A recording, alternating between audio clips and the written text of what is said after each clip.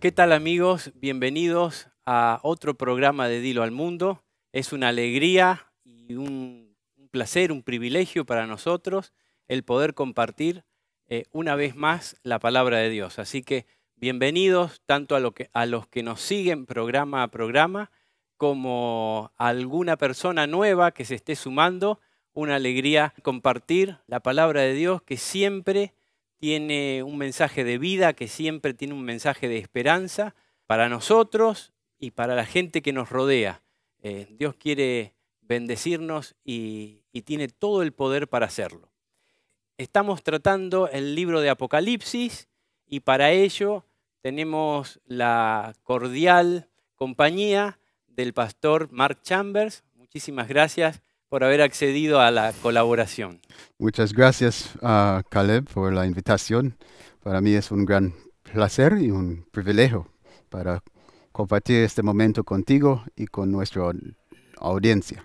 Bueno, para introducirnos en este programa lo vamos a hacer con un salmo de David que dice: una cosa he demandado a Jehová, esta buscaré, que esté yo en la casa de Jehová todos los días de mi vida, para contemplar la hermosura de su santidad y para inquirir en su templo.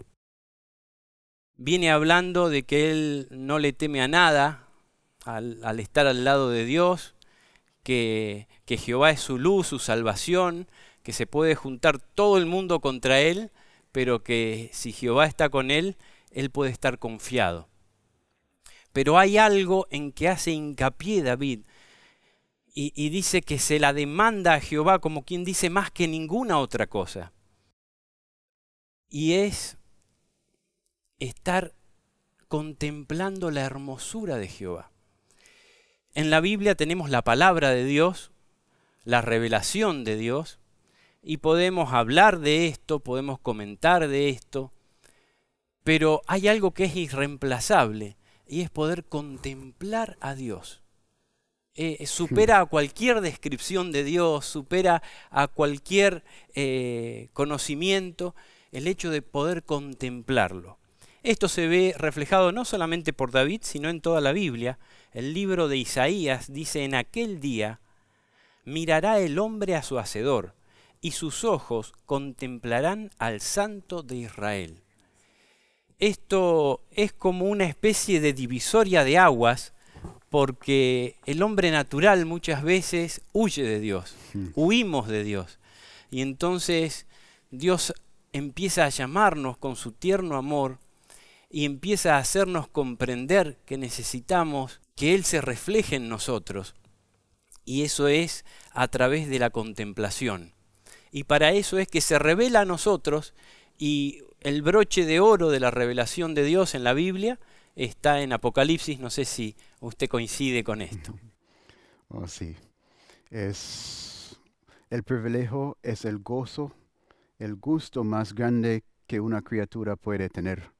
Es para ver Dios como Él es, ver a Él y discernir su hermosura y disfrutarlo. Amén. Amén. Los que no son caídos no tienen inhibiciones para discernir su belleza y su hermosura. Pero para nosotros hay una gran inhibición, el temor, el terror del Señor, el terror del Señor. Pero cuando llegamos por la gracia del Señor, a sobrepasar eso, descubrimos que no hay belleza que puede superar la gloria de Dios. Amén. Él es belleza concentrado. Amén. Bien, en el programa anterior habíamos tratado el capítulo 1 de Apocalipsis. Vamos a hacer un repaso, como una pincelada.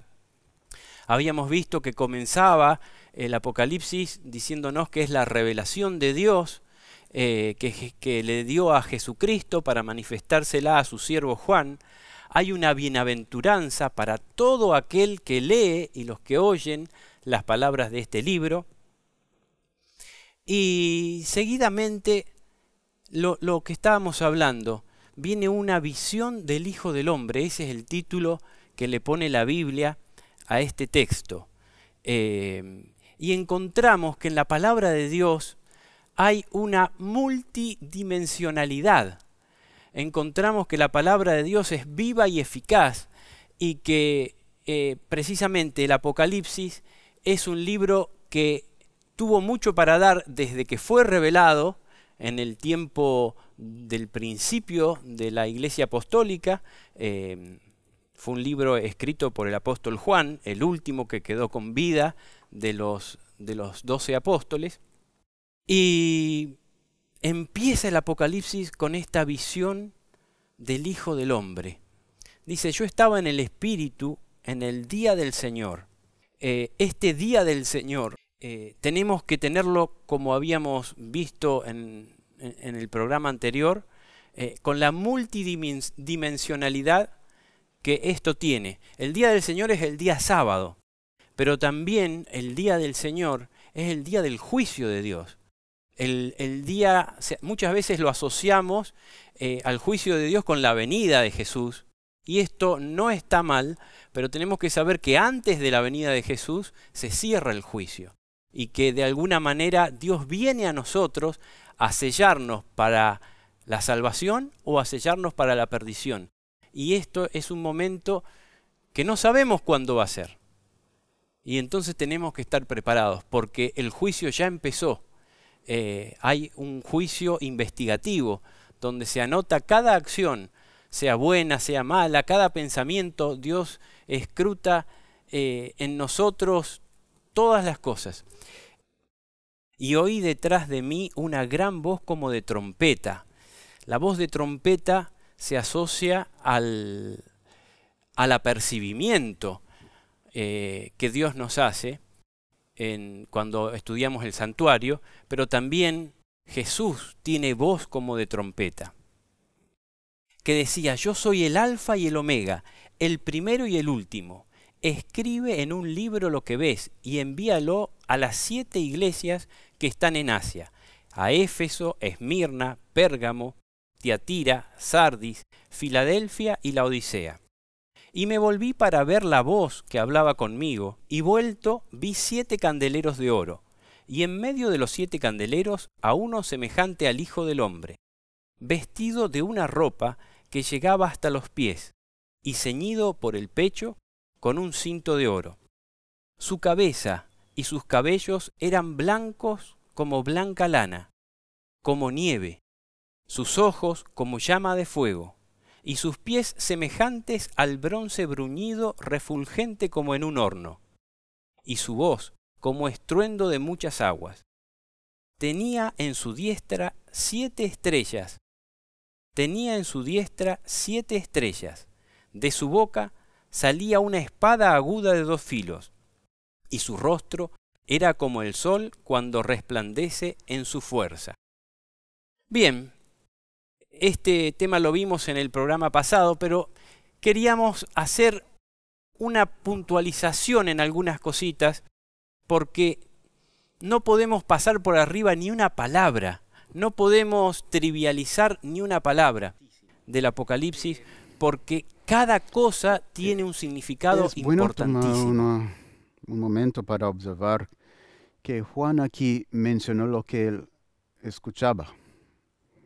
En el día del Señor, él dice que oír una gran voz que decía, yo soy el alfa y la omega, el primero y el último. Y era algo que él había escuchado antes, porque en ese mismo capítulo vemos una descripción, una expresión del Padre en versículo 8. Yo soy el alfa y la omega, principio y fin, dice el Señor, el que es y que era y que ha de venir, el Todopoderoso. ¿Okay? Entonces vemos el Padre diciendo eso. Entonces otra vez Juan escuchaba una voz grande diciendo algo similar. Quizás él va a pensar que ese es el Padre quien está hablando.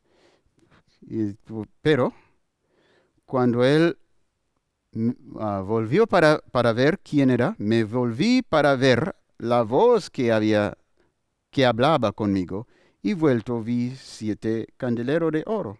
y en medio de los 7 candeleros a uno semejante al Hijo del Hombre. Cuando seguimos en el estudio del libro, vamos a aprender una lección. La lección es que el libro nos mostró que no es suficiente oír, que debemos oír. Dios está enviando un mensaje, una revelación que viene por el oído, pero también Él quiere que confirmar este mensaje también por los ojos. Porque si no, quizás podemos terminar confundido o perdido parte del mensaje.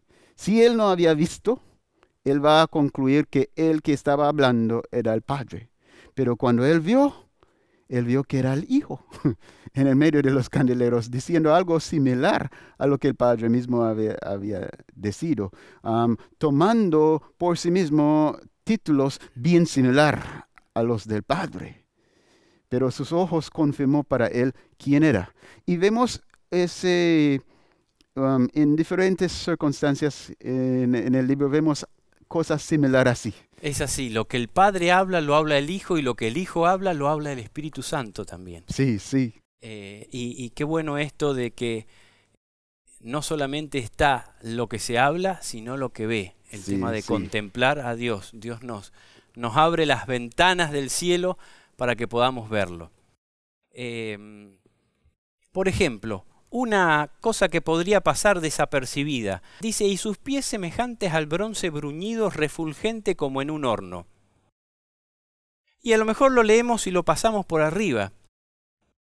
Y esto tiene un significado importantísimo. Dice que el bronce es la unión principalmente de cobre y estaño. Y esa unión se hace fundiéndolos. Y acá estaba con pies como si fuera de bronce, refulgente como en un horno.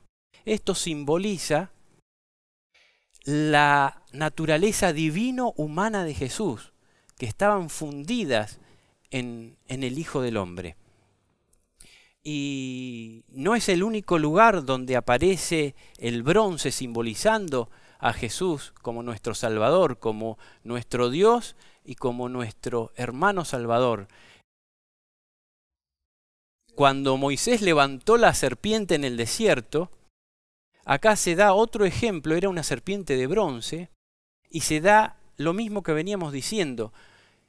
Iban por el desierto, eran picados por víboras venenosas, y la única posibilidad de salvación era contemplar esa serpiente de bronce.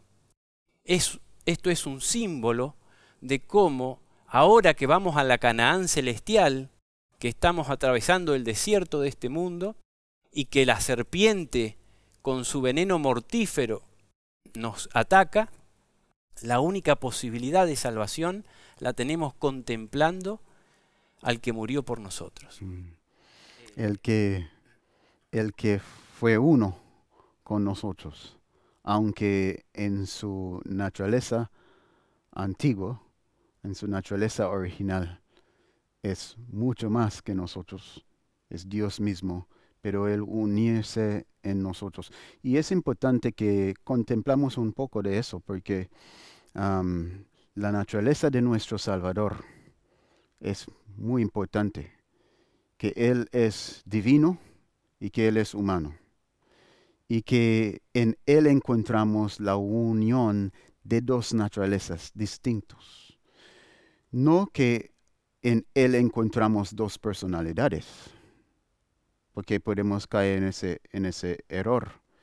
Cristo no tiene dos personalidades, Cristo es uno. Él tiene una sola personalidad, Él no es esquizofrénico, ¿no? Pero hay una unión entre dos naturalezas en Él, para ser un solo Cristo, el hombre, Dios hombre.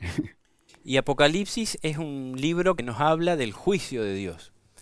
Dios tiene autoridad para juzgarnos, como no la tiene nadie, porque es nuestro Dios, porque es nuestro creador. Pero en Jesús sube la la gloria de la divinidad, sube la autoridad de la divinidad de una manera impresionante al convertirse y en tomar la naturaleza humana, como decía usted, conviviendo en forma perfecta y plena. Dice que en Jesús habitaba y habita la plenitud de la divinidad. Y entonces Él no solamente nos juzga como nuestro Creador y como nuestro Dios, sino nos juzga conociéndonos en nuestra naturaleza humana. Y la comparación de la Biblia, el símbolo de la Biblia, dice que no solamente se hizo humano, sino va más allá. El Cordero se hizo oveja, y dentro de las ovejas el Cordero de Dios. O sea, bajó hasta lo más chiquitos, digamos. Exactamente. La condescensión que vemos, condescendencia. La condescendencia que vemos en Cristo Jesús dejó expuesto a nuestra admiración la humildad divina. Podemos ver en Él algo que quizás sin la condescensión, sin la encarnación, no vamos a pensar sobre Dios, que Él también por naturaleza también es un ser humilde, un ser glorioso, majestuoso, digno de honra y admiración, pero también un ser quien está dispuesto a bajar para cumplir sus metas y también para alcanzar a los que están en necesidad. Salvarnos. Y para darnos ejemplos, ¿cuál sería nuestro concepto de la humildad si Jesús nunca hubiera venido?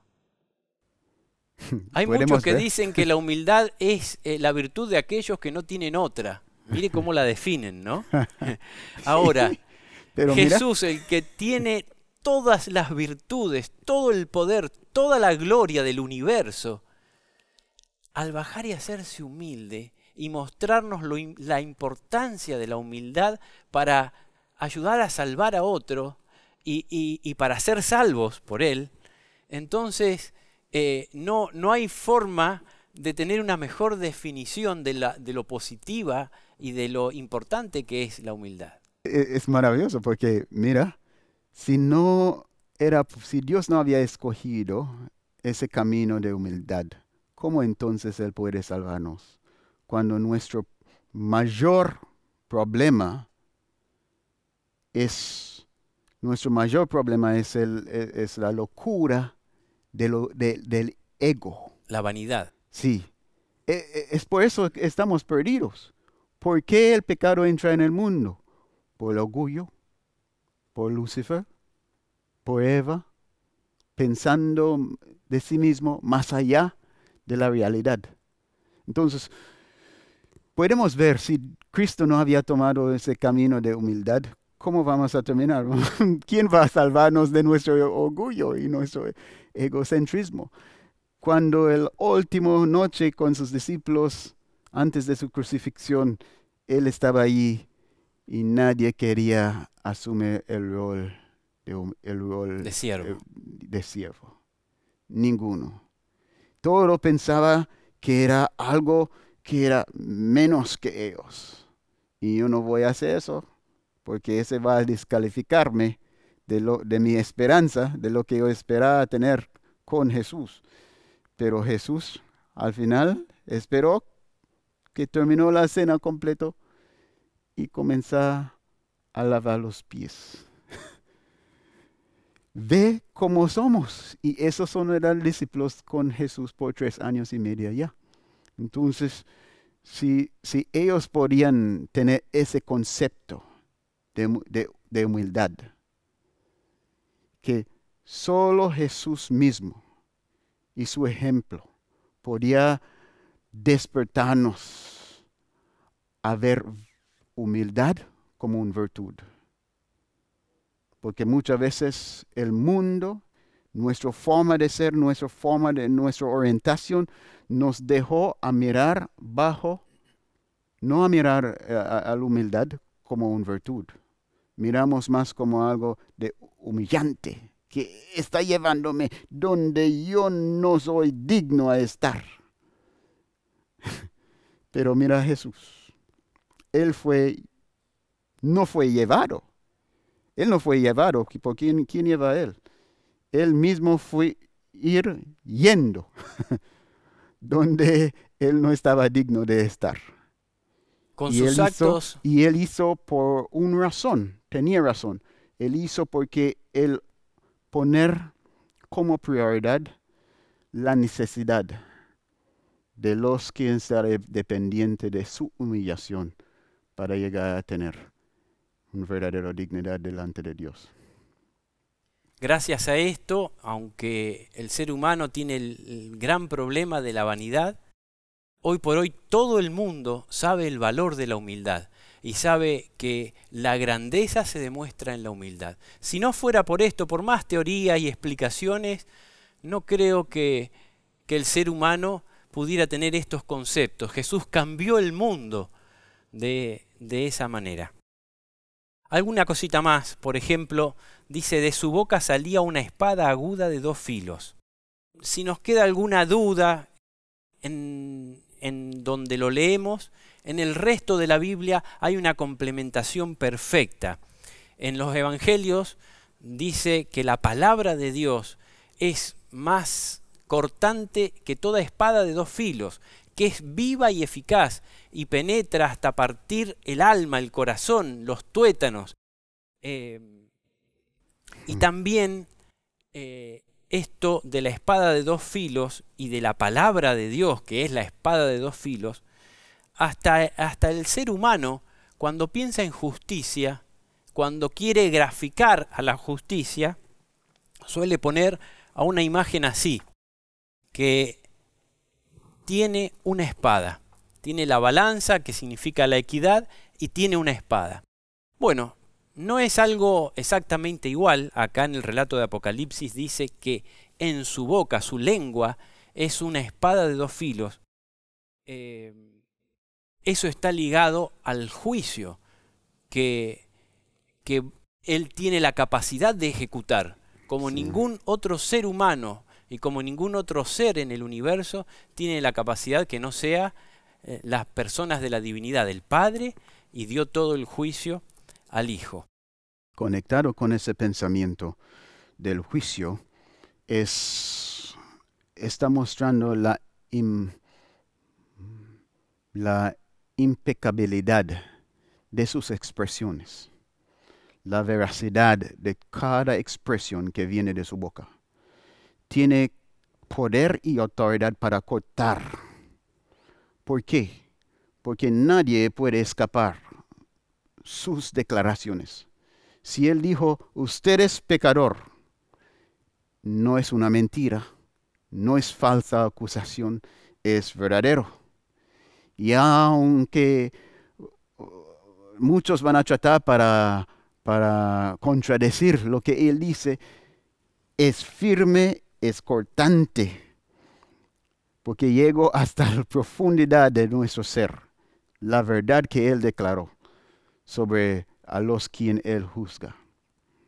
Así es. En Juan, capítulo 12, versículo 48, dice, el que me rechaza y no recibe mis palabras, tiene quien le juzgue. La palabra que he hablado, ella le juzgará en el día postrero. Por la palabra de Dios existimos o no existimos. La palabra de Dios es la ley, es el amor, es todo.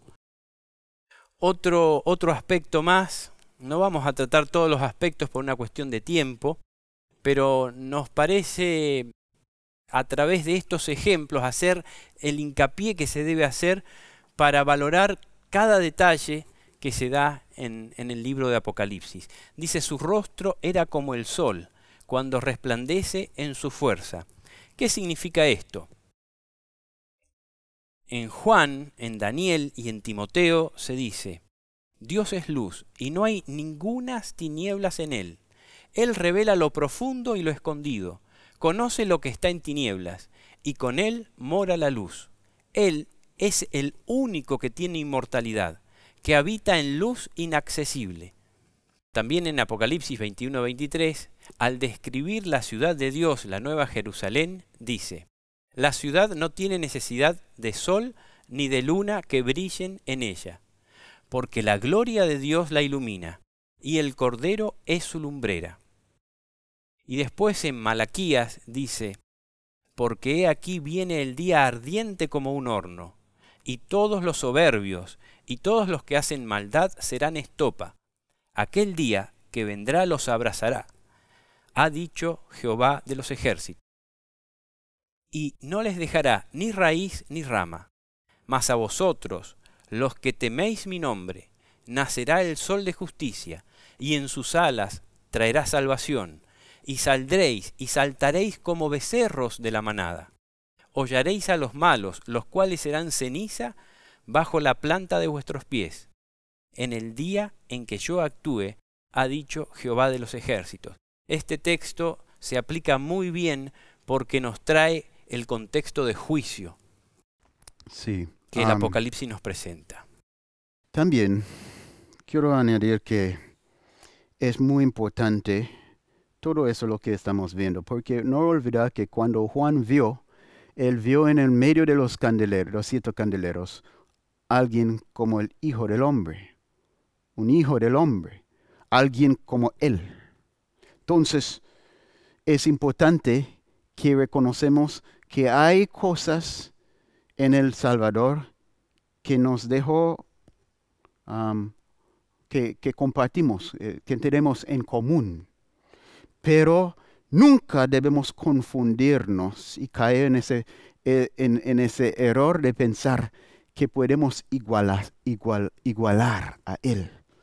Por eso hay esa grande lista de cosas que distinguir a este Hijo de Hombre, que también es Hijo de Dios, de nosotros.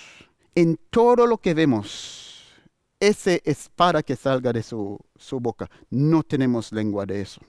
Porque todos nosotros hemos mentido, hemos hablado malas cosas, hemos blasfemado. Pero en su boca no hay nada de eso.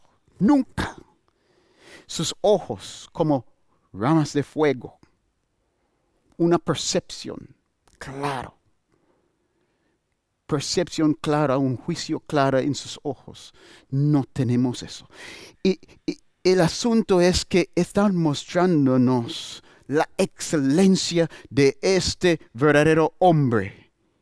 Y cómo Él es único. Él para único. No importa cuál grandes son sus siervos entre los profetas, ninguno puede parar con Él. Delante de Él todo tiene su lugar a sus pies como muertos. Todos.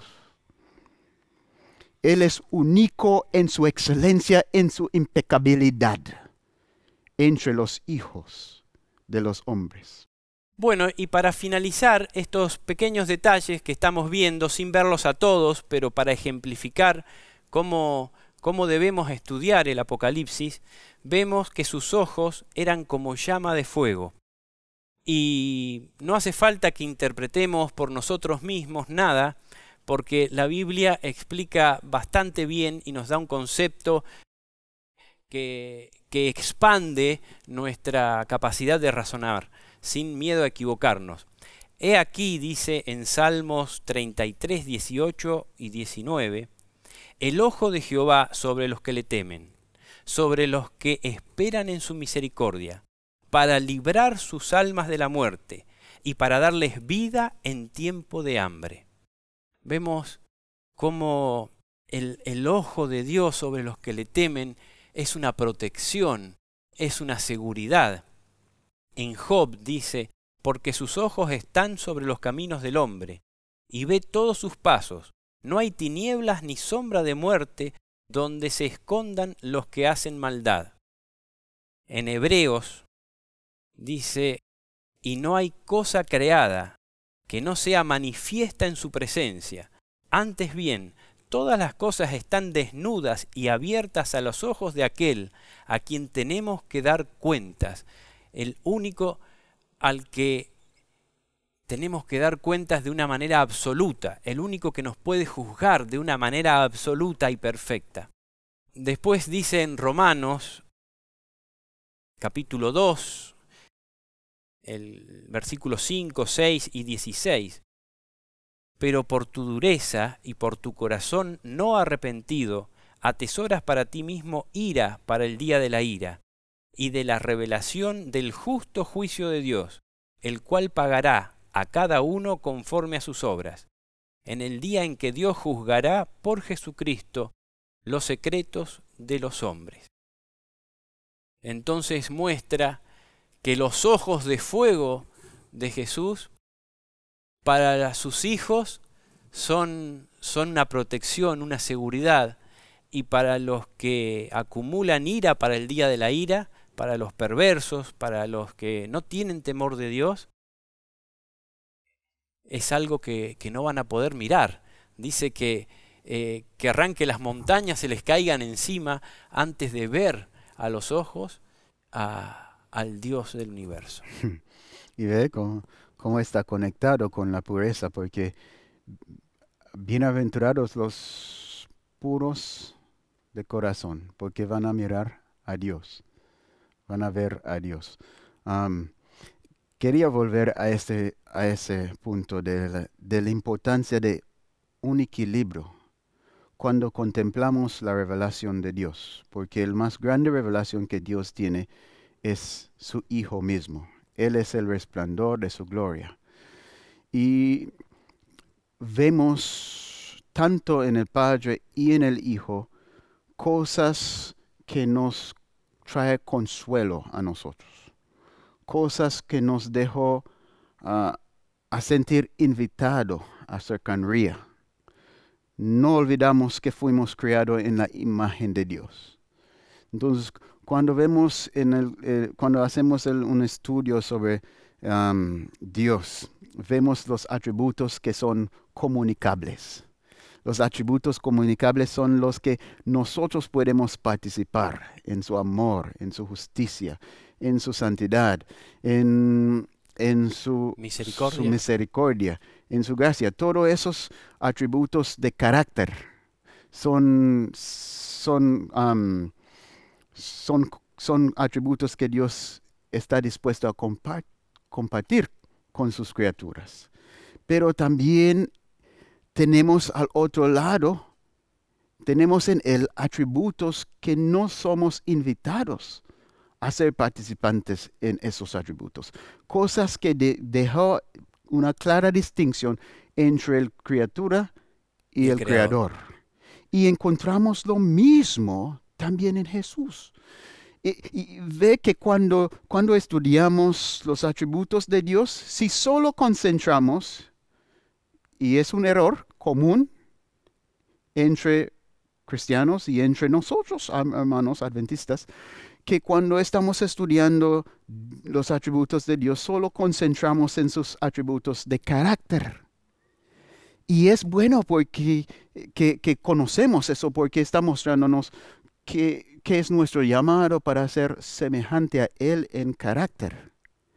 Pero si neglijamos el estudio de los otros atributos, caemos en idolatría. ¿Y qué idolatría? La idolatría de pensar que podemos igualar a Él, o pensar que tenemos un llamado para igualar a Él, que vamos a poder ser como Él, porque no hay nada para demostrar que no, en ciertas cosas sí tenemos llamado para reflejar su gloria, su carácter, ¿no? La gloria de su carácter. Pero en otros aspectos, nuestro lugar es para quedar a una distancia, mirando en reverencia y admiración. El único. Aquí vemos lo mismo en la vida de Jesús. Él tiene las características que nos invita, que nos deja con consolación que somos unos. Él es uno de nosotros. Él es nuestro hermano mayor. Pero a la misma vez, Él nos dejó una revelación de que Él es tan superior en sus excelencias, que todavía aún debemos quedar a una distancia en asombroso reverencia y admiración y decir, gloria y alabanza sea para el Cordero. Amén, amén, amén. Qué cosas tan bellas que vamos a estar estudiando por la eternidad y van a salir gozo y alegría y amor y cosas que nos van a dar vida, a motivar. ¿no? No me salen las palabras, Ánimo. pero Impulsar. cosas nos van, nos va a recrear, esa era la palabra que quería decir, por la eternidad, el hecho de contemplar esto, de que siendo Dios y siendo hombre y esa humildad y por el otro lado esa grandeza como Dios es algo que no va a dejar de bendecir nuestra inteligencia, nuestra mente, nuestro corazón por la eternidad. Amén, amén. Y bueno, tratando de meternos un poco en el tema que queremos desarrollar hoy, vemos la revelación del mensaje a las 7 iglesias. ¿Qué comentarios nos puede dar como preludio a esto? Apocalipsis es un libro donde se muestra el juicio de Dios, pero primero se muestra a Dios, al Hijo del Hombre, y después, antes de mostrar los sucesos que van a haber en el mundo y cómo va a ser su juicio, Dios se toma un tiempo primordial, un tiempo primero, antes que seguir, para hablarle a su iglesia, para hablarle a la plenitud de su iglesia. Vemos estas 7 iglesias simbolizan la plenitud de su iglesia. Sí. Y en la contemplación del juicio nos lleva al pensamiento que el juicio comienza a la casa de Dios. Por eso, cuando Él está comenzando con su comunicación, el comienzo primero con una evaluación de cada iglesia. Es un juicio, es una evaluación, es un juicio investigador, ¿no? Evaluar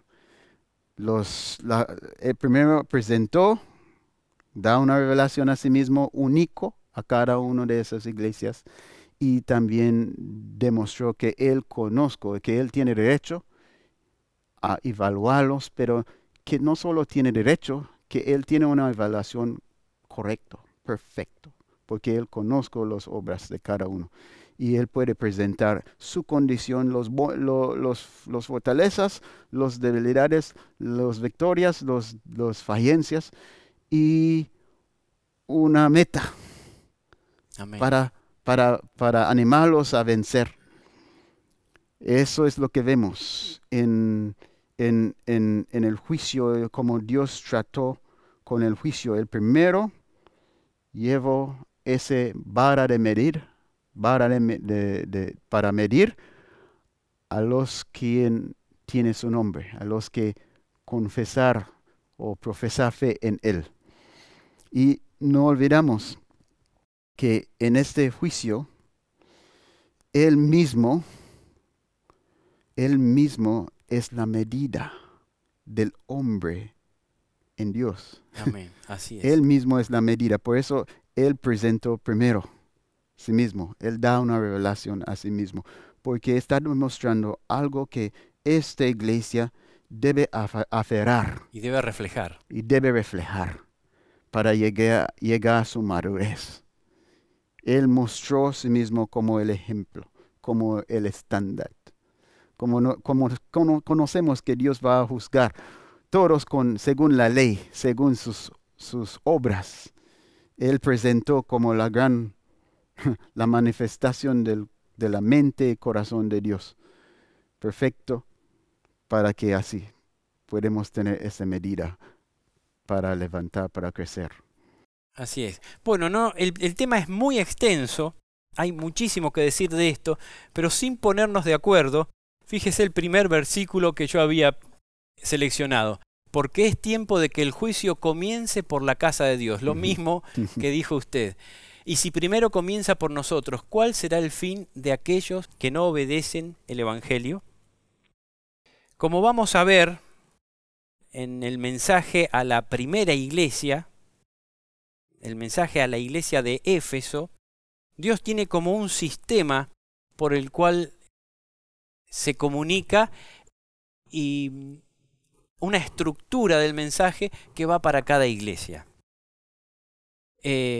Vemos que primero, o sea, si bien ya se había manifestado en el primer capítulo mostrando una revelación de sí mismo, cuando le habla a la iglesia también, primero hace una presentación de sí mismo. Y hace una presentación que tiene que ver con la iglesia. O sea, es una presentación inteligente, es una presentación que tiene que mirar esa iglesia. No es cualquier presentación, no es una formalidad. Sí, es una revelación hecho específicamente para esta iglesia. Así es. En la iglesia de Éfeso, que es la primera que se nos presenta, dice en Apocalipsis 2, versículos del 1 al 7, escribe al ángel de la iglesia de Éfeso, el que tiene las 7 estrellas en su mano derecha, el que camina en medio de los 7 candeleros de oro, dice estas cosas: yo conozco tus obras, tu arduo trabajo y tu perseverancia, que no puedes soportar a los malos, que has puesto a prueba a los que dicen ser apóstoles y no lo son, y que los has hallado mentirosos. Además, sé que tienes perseverancia, que has sufrido por causa de mi nombre, y que no has desfallecido. Sin embargo, tengo contra ti que has dejado tu primer amor. Recuerda, por tanto, de dónde has caído, arrepiéntete, y haz las primeras obras. De lo contrario, yo vendré pronto a ti, y quitaré tu candelero de su lugar, si no te arrepientes. Pero tienes esto, que aborreces los hechos de los nicolaítas, que yo también aborrezco. El que tiene oído, oiga lo que el Espíritu dice a las iglesias. Al que venza, le daré de comer del árbol de la vida, que está en medio del paraíso de Dios. ¿Qué análisis podemos hacer de esto, Mark? Pienso que vale la pena mirar con un poco de atención a la autorrevelación de Jesús a esta iglesia. Es la iglesia que representa el nacimiento, el esfuerzo la manifestación del poder de Dios para crear esta nueva entidad, un nuevo sistema, un nuevo organismo. Su esposa, la iglesia de Cristo, su ayuda idónea. Y en su primera manifestación, Éfeso representa la primera manifestación de eso, porque el primero entre las iglesias. Está mostrando, podemos ver las iglesias en 3 formas, pero aquí él presentó como el que tiene las 7 estrellas en su diestra, Vimos que las 7 estrellas en el capítulo 1 eran una representación de los ángeles de esa iglesia. Los ángeles lo dice por los dirigentes de esa iglesia. Sí, los mensajeros. O sea, los dirigentes de la iglesia están en su mano. Y en su mano derecha, mostrando que no es algo liviano ser liviano los dirigentes con cualquier de esas descuida en su parte, que él mantiene a esos líderes en sus manos. Ellos están allí, en el mano de su poder. Pero también Él es quien anda en medio de los 7 candeleros de oro. Está mostrando que Él tiene una posición de cercanía. Está entre los candeleros. Tiene una intimidad en su relación con la iglesia. Y los candeleros también mostró esa unidad del Espíritu, ¿no? Del Espíritu Santo, que Él es quien conoce todo de cada, no solo cada siervo de Él, pero de cada iglesia. Esto muestra el orden que debe haber en la iglesia, cómo los feligreses, cómo los hermanos deben tener un cierto respeto para los dirigentes, porque los dirigentes están en la mano de Dios. Y por el otro lado, los dirigentes deben tener temor de Dios, porque ellos están en su mano.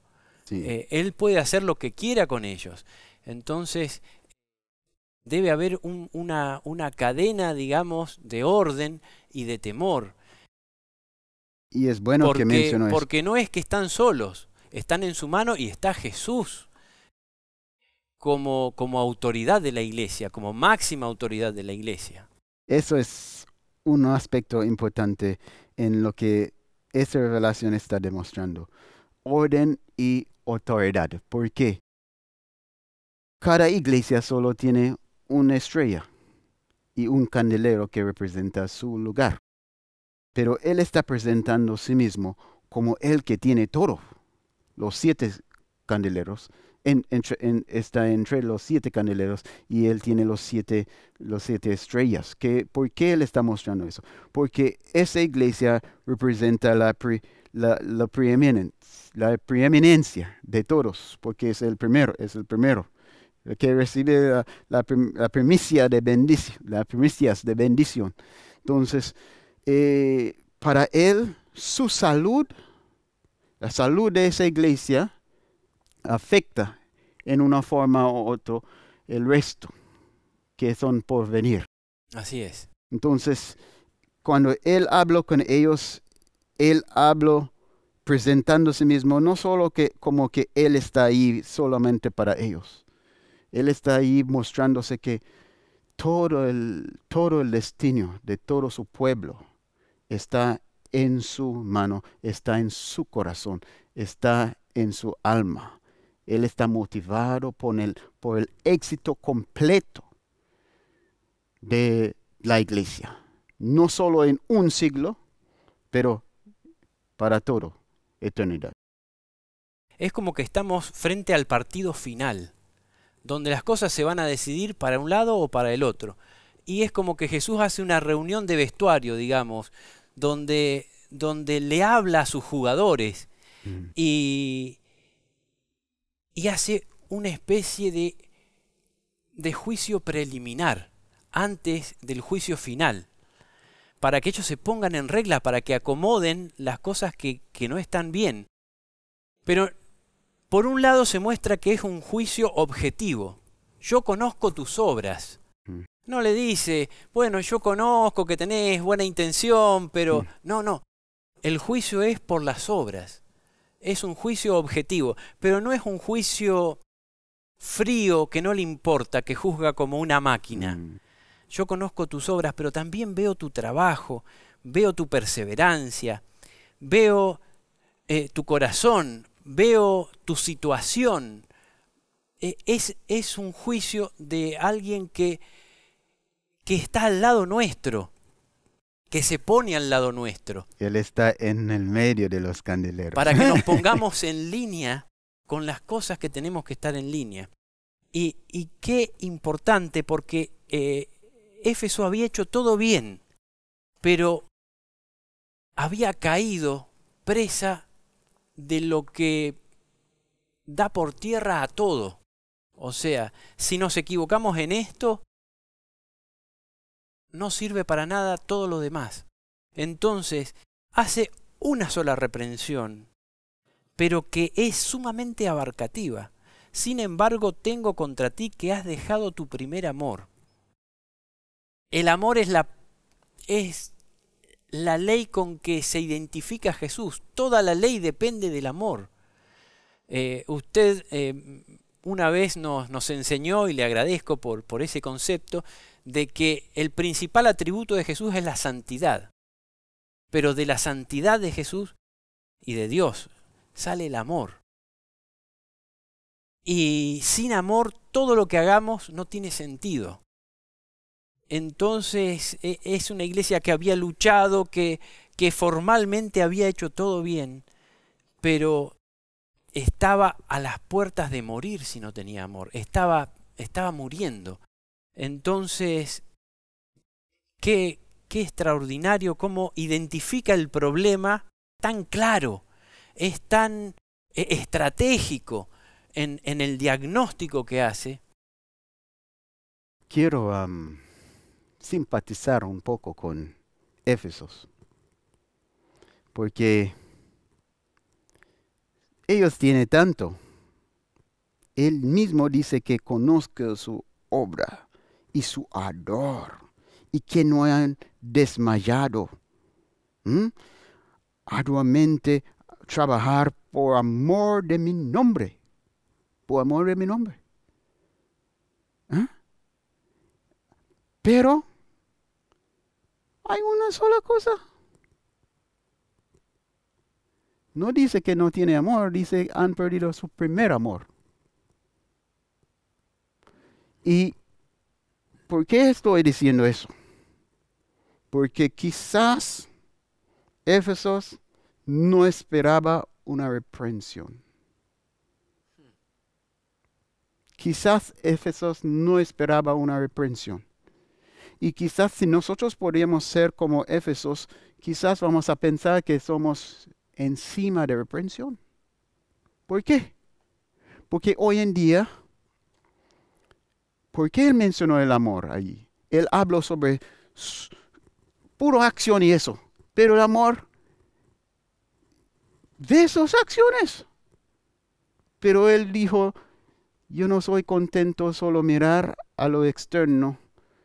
Yo voy a mirar a ustedes un poquito más cerca, un poquito más íntimamente.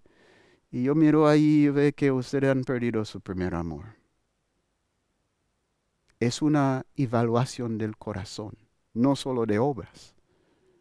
Una evaluación del corazón que dejó a Éfesos en plena sorpresa. Y si miramos, no olvidamos que quien está hablando aquí es la cabeza de la iglesia, es el esposo. Y está hablando a su ayuda idónea, está hablando a su esposa. Entonces, ponemos a este nivel el asunto. Tienes una esposa que es tan hermosa, tan bella, tan fiel en tantas cosas. Ella hace sus deberes excelentemente en el hogar. Excelente como madre, excelente como ayuda idónea. Pero, ¿qué el marido va a decir? No va a decir, no va a dar buenas palabras, animarla. Pero si él siente que ella había perdido su primer amor, ¿qué él debe sentir? Él debe decir, no, pero eso no importa, porque ella está haciendo todo bien. Está haciendo todo bien aquí. El marido tiene derecho a esperar una respuesta de plena amor de su esposa. ¿Tiene? Sí, ¿O no? Sí. tiene. Y Jesús es ese marido. Y él tenía que decir la verdad. Muchas cosas ustedes tienen. Pero estoy preocupado. Porque estoy viendo que tu corazón está volviendo frío. Y si no arrepentirse, si no corregir esa frialdad, vas a perder todo. Esa relación no va a poder continuar en ese ambiente de frialdad y dureza de corazón. La relación que Dios quiere tener con nosotros es una relación viva, no una relación formal. Exactamente. ¿Ve? Entonces, nosotros debemos pensar en eso porque Podemos tener muchas cosas. Podemos hacer muchas cosas bien y correcto. Pero ¿cómo está el corazón? Cuando Dios dije, quiere encontrarte esta noche a tal lugar, a tal hora. ¿Qué pasó en el corazón? Se saltó el corazón.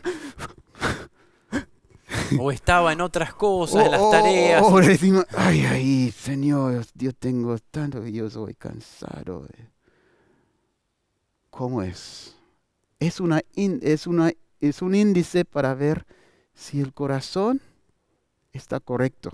Si estamos en la plena inundación del primer amor o estamos andando lejos de eso. Si el orden de prioridades está bien. Y sí, habían muerto los discípulos que habían sellado su ministerio con todo amor, dando su vida, y la iglesia estaba luchando porque llama la atención, una iglesia recién formada, y ya estaba el diablo queriéndose meter por todos lados, con apóstoles que se decían ser apóstoles y no lo son. Y acá tenemos el caso de los Nicolaitas. ¿Quiénes eran los Nicolaitas? ¿Cuáles eran sus obras? La enciclopedia en línea Wikipedia dice: es probable que el término Nicolaitas tenga su raíz en dos palabras griegas, Nico y Laos. Nico significa conquistar o estar sobre otros, y Laos significa pueblo, gente común. Y la raíz de la palabra es la raíz de la palabra laico, donde da a entender que es una especie de jerarquía que pretendía conquistar la iglesia primitiva. Por esto es probable que se designe con el término Nicolaitas a quienes establecieron el dominio de las jerarquías sobre la iglesia, los cuales eran un grupo de personas que se consideraban a sí mismas superiores a los creyentes comunes. En el comentario de Apocalipsis más antiguo que se conoce, escrito en el siglo II por Victorino de Petovio, se describe a los Nicolaitas como hombres falsos y turbadores, que ministrando bajo el nombre de Nicolás, crearon para ellos una herejía, diciendo que las viandas ofrecidas a los ídolos podían ser exorcizadas y luego comidas, y que cualquiera que cometiere fornicación podía recibir la paz al octavo día. Antes de comentar, vamos a expandir un poquitito más todo lo que se dice de los Nicolaitas. Dice otro, como Ireneo. Ireneo era discípulo de Policarpo. Policarpo había sido discípulo de Juan. O sea, estamos hablando de una autoridad en la iglesia. Otros, como Ireneo, afirmaron que los Nicolaitas eran un grupo de gnósticos que combinaban ideas filosóficas griegas con creencias orientales. Estos gnósticos, respetados e influyentes intelectuales de los primeros siglos, se infiltraron en la iglesia cristiana primitiva, difundiendo la idea de un Dios inalcanzable, perfecto y distante, que no se relacionaba con los seres imperfectos como los humanos. Afirmaban que los espíritus procedían de ese Dios y que los seres humanos podían salvarse a sí mismos a través del conocimiento del Supremo, gnosis, el cual era secreto y espiritual, buscando lo divino dentro de sí mismos, de manera mística e intuitiva. También creían en la existencia de un ser malvado llamado Demiurgo, responsable de la creación de la materia, y veían al espíritu como el bien y la materia como el mal, lo que generaba una lucha interna. Estos gnósticos cristianos, entre comillas, negaban que Jesucristo fuera el Hijo de Dios, considerándolo un hombre común, aunque altamente evolucionado, cuya verdadera misión era enseñar a los hombres el principio de salvarse a sí mismos. Según ellos, no era necesaria la obediencia a la verdad ni el perdón de los pecados, dado que lo que se hiciera con el cuerpo no afectaba la pureza del alma, por lo que practicaban toda clase de inmoralidades. Otros castigaban y maltrataban el cuerpo a fin de liberar al espíritu. Hipólito, por su parte, también afirmó que había evidencia histórica de una secta gnóstica llamada los Nicolaitas, aproximadamente un siglo después de Cristo. Bueno, ha pasado mucho tiempo y lo que nos llegan a nosotros podríamos decir, bueno, pero dicen probabilidades, una cosa, otra. Confirmamos que esto era así porque los apóstoles salen en conjunto a atacar este problema.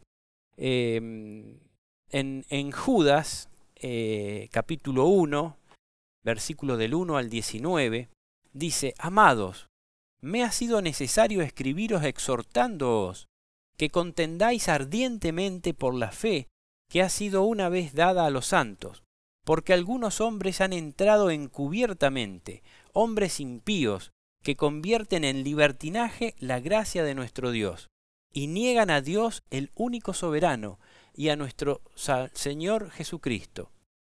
Estos soñadores mancillan la carne, rechazan la autoridad y blasfeman de las potestades superiores.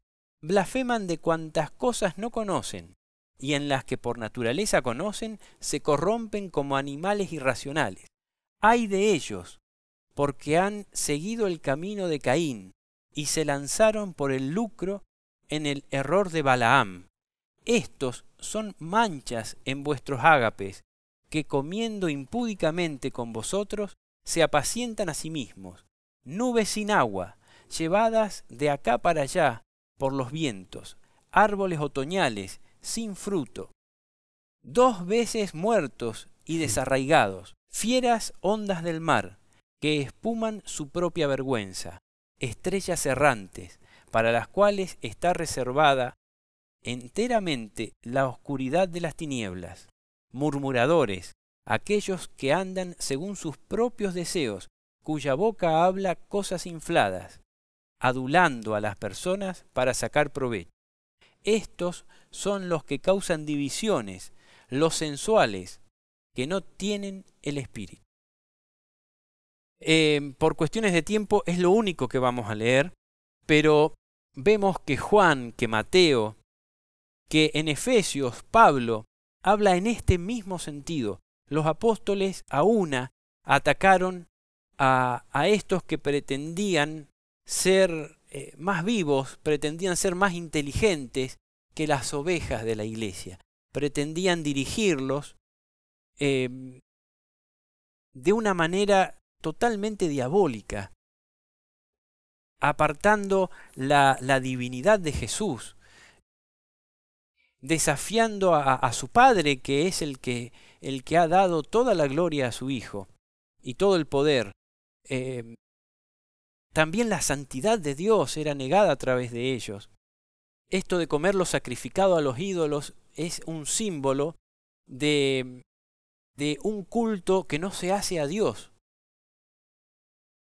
Y el tema de la sensualidad, el tema de la perversión sexual, es algo que viene de la mano después con la perversión del culto que le damos a Dios. Puede ver que hay algo similar entre los Nicolaitas y los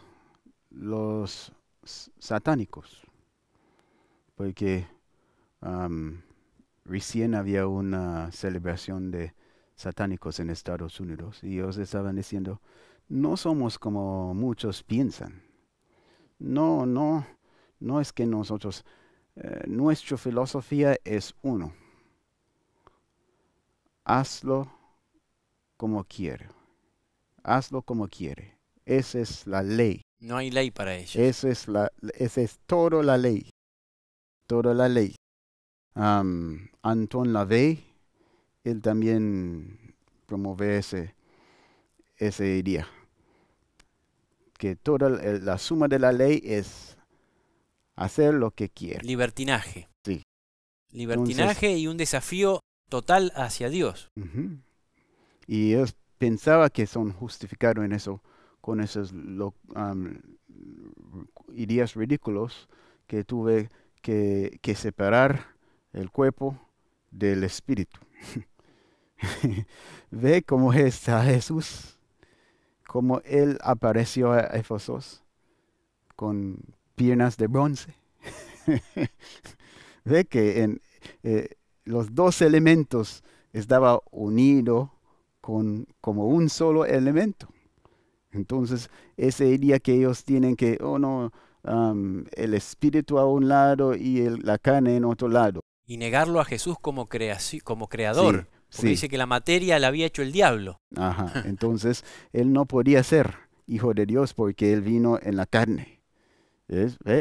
Hay una completamente contradicción de la plena salvación que Dios había provisto.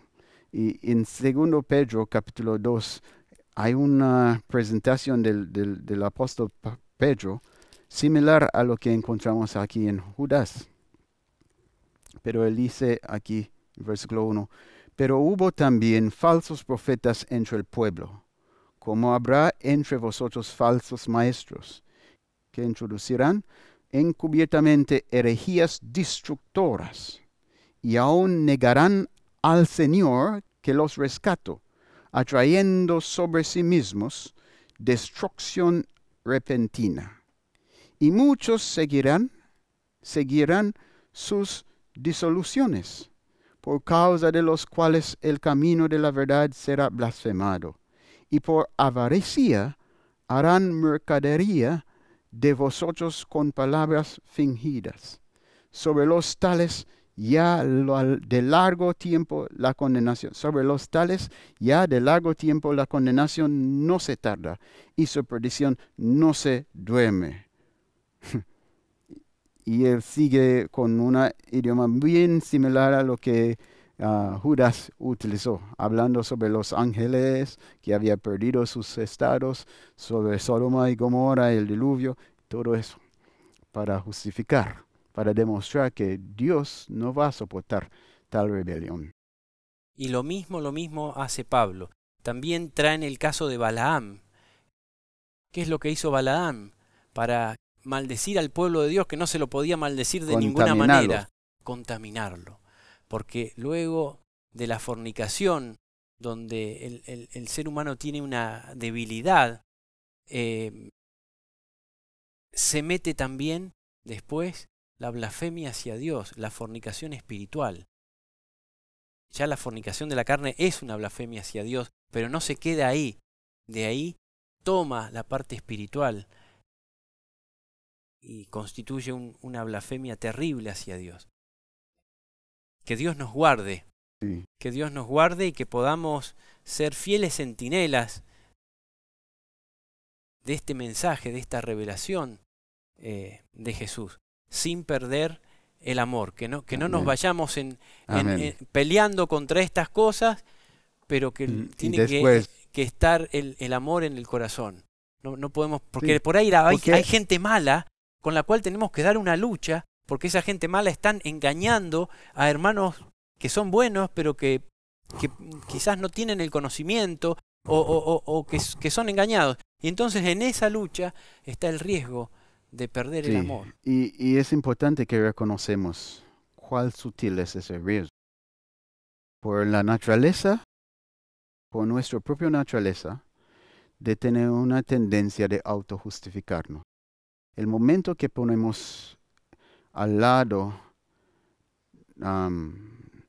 de lo que es correcto para luchar contra lo que es incorrecto, estamos en peligro a autojustificarnos, porque estamos al lado de lo correcto. Entonces ahí podemos, eso mismo ímpetu para luchar por lo correcto puede superar la realidad de quién somos afuera de Cristo y puede dejarnos ciegos solamente por el hecho que estamos luchando por una buena causa contra la maldad. Entonces terminamos autojustificándose. Somos los buenos. somos al lado de la luz. Y esos son los malos. Y olvidamos y perdimos la realidad que somos igual a ellos, excepto por la gracia del Señor. Si perdemos ese primer amor, indefectiblemente caemos en esto de los nicolaitas. Ujú. Por algún lado nos agarra. Sí. Cómo Dios quiere ser en nosotros para que no pase eso. Para que no pase eso tiene que ser Dios en nosotros. Y de esa manera poder expresar con cualquier acto de nuestra vida, expresar en nuestra familia, expresar en nuestros hijos, expresar a nuestros compañeros, a todos, ese amor que enamora, ese amor que conquista, ese amor que nos da vida espiritual. Es importante que tratamos para clarificar eso, porque es que cuando el alma llegó a un estado de autosatisfacción, estamos menospreciando a Cristo. Autosatisfacción es un estado de peligro. Nuestra satisfacción debe estar en Dios, debe estar en Cristo. Amén. Entonces, cuando se metemos en una causa que es justo, que es bueno, y que ese mismo llegó a ser la fuente de nuestra satisfacción, así estamos cayendo en una trampa satánica para menospreciar el verdadero fuente de nuestra satisfacción y seguridad. Porque estamos transformando la obra de Dios, la comisión de Dios, en un ídolo. Porque comenzamos a mirar a esta cosa, o ese acto, o ese esfuerzo para el descanso y la paz del alma. Y ese puede ser algo sutil que el Satanás puede utilizar para tomar el lugar, para llenar el corazón, tanto que no hay más espacio para Cristo. No hay más espacio para Dios mismo. Llegó a ser nuestro Dios. Ese pasó muchas veces. Tu obra misionero podría terminar siendo tu Dios. Cualquier esfuerzo bueno que está haciendo, si usted permite que sigue en eso, y mientras que está negligando la unión con Dios mismo, y en vez que está mirando a Dios para esa paz, para ese consuelo profundo del alma, está mirando lo que está haciendo, entonces estás cayendo en las garras del enemigo. Y muchos están cayendo en eso. Algunos por denominación, yo soy de ese grupo, entonces eso es lo que da la identidad. Pero mira cómo Dios trató a su hijo. Él dijo, este es mi hijo amado en quien tengo complacencia. Nuestra fortaleza, nuestra seguridad, seguridad de identidad y de paz para con Dios debe ser basado en la expresión de nuestro Padre Celestial directamente a nosotros, personalmente, en comunión personal, Él confesando a nosotros, dándonos lugar en sí mismo a través de Cristo, no por otras cosas. Porque si ponemos las otras cosas, entonces ahí Dios y la gloria de Dios va a comenzar a menguar y Cristo y su valor va a comenzar a menguar en nuestro corazón y así perdimos nuestro primer amor. En la práctica, ¿cómo hacemos para esto, ¿no? Por ejemplo, un hermano que nos trate mal, o un hermano que hable mal de nosotros, o nuestra esposa que un día vamos y ponele que nos habla mal, o nuestros hijos que no nos hagan caso, nos falten el respeto. ¿Cómo aplicar esto en la realidad mirando siempre a Jesús? No el problema como mi primer punto a mirar, sino a Jesús. Y en base a lo que Jesús me llena el corazón, abordar el problema como una cosa secundaria siempre. Sí. Lo estamos diciendo como si fuera muy fácil, pero realmente es muy Sí, difícil. no es fácil, pero Pero es Dios nos posible, invita a es real. ejercitarlo. Es real, Sí, porque en el momento podemos ser conmovidos para equivocarse al lado de autojustificación o no, pena, tener pena por nosotros mismos. Y comenzó entonces a juzgar al otro por su mala trato. Pero cuando Dios nos haznos recordar a que como nosotros trató a Él, y como Él, a pesar de nuestro maltrato, nos extendió bondad a nosotros. Entonces ahí vemos que Dios nos la ayude, solución, ¿no? que Dios nos ayude y que Sí, y que perseveremos en esto, en este sí. objetivo, porque hemos estado acostumbrados a vivir, en mi caso, de una manera que no hemos tenido tan presente esto. Y que si lo hemos tenido presente, a veces quizás ha sido en un porcentaje pequeño ejercido. Y tenemos que ejercerlo al 100% para Amén. ser lo que Jesús desea que seamos. Dice Elena G. de White: los mensajes dirigidos a las iglesias de Éfeso y Sardis me han sido repetidos con frecuencia por aquel que me da instrucciones para su pueblo. Estamos viendo el cumplimiento de estas advertencias. Nunca antes se había cumplido una escritura tan al pie de la letra como estas. Este mensaje es para todas las etapas históricas de nuestra iglesia. Es nuestra tarea conocer nuestras debilidades y pecados acariciados, que producen oscuridad y debilidad espiritual, y han apagado nuestro primer amor. ¿Es la mundanalidad? ¿Es el egoísmo? ¿Es el amor por la estima propia? ¿Es la lucha por ser el primero? ¿Es la sensualidad lo que nos aleja de Dios? ¿Es el pecado de los nicolaitas que cambiaban la gracia de Dios por lascivia? ¿Es la indiferencia hacia la gran luz de la Biblia?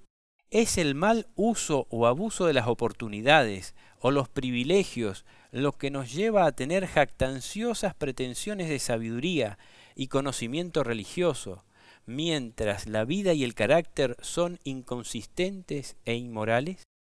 No importa qué haya sido lo que hemos acariciado y cultivado hasta tornarse fuerte y dominante. Hagamos decididos esfuerzos para ser vencedores, para no perdernos y comer del árbol de la vida. Bueno, creo que más o menos está claro Sí. el tema con la iglesia de Éfeso. Lo que podríamos decir es esta multidimensionalidad del mensaje, porque Éfeso en aquel momento estaba acompañada de 7 iglesias que coexistían con ella. Entonces, Éfeso, por un lado, simbolizaba una cosa que podía pasar entre otras 7, o sea, era una de 7. Lógico que Éfeso era la primera, la que primaba en ese momento. O sea que hay un momento, un lapso, un periodo donde estas iglesias son una especie de representantes de la situación, de lo que ocurre. No quiere decir que no estén lo que pasa en las otras. Hay otras realidades que también coexisten. Hay varios matices, pero hay uno que es dominante. En ese momento, el problema dominante era lo que pasaba con Éfeso. Pero a la vez, Éfeso, si bien el problema dominante quizás ha ido cambiando, es siempre presente. Si hacemos caso a lo que Dios le indica a Éfeso, vamos a ser siempre Esmirna, que es la iglesia que sigue. Sí, es importante un buen exégesis, una buena interpretación del texto. Y en su contexto histórico, esos 7 iglesias eran contemporáneos. Entonces los mensajes llegó a diferentes ciudades, iglesias en 7 ciudades distintas. Cristo escogió para enviar cartas a estos 7. En el contexto histórico, todas las iglesias, todas esas 7 iglesias estaban en existencias una vez. Una cosita, este número 7 implica la plenitud de la iglesia. O sea, a través de estas 7 tiene que llegar a toda la iglesia. Sí, entonces Cristo sin duda escoger a esos 7 porque tiene características que va a afectar el plenitud de la iglesia en número y también en tiempo quizás. Pero también tenemos la aplicación del mensaje. Y esta aplicación es donde podemos ver que hay un siglo probable de Éfeso. Sí. Un siglo, un periodo donde vemos esas características más manifestado en la iglesia de Cristo. Y vemos que en el primer siglo, ahí vemos... Del año 31 más o menos. Con la iglesia apostólica. En que Jesús los dejó hasta el 100, hasta el año 100 más o menos. Sí, pero también hay otra aplicación. Y es la aplicación de la vida individual de cada creyente. En la experiencia de Éfesos podemos encontrar hermanos que están en una situación bien similar. Tiene obra similar, tiene anhelos similar, fervoroso, bien similar a Éfesos. Pero también están perdiendo su primer amor.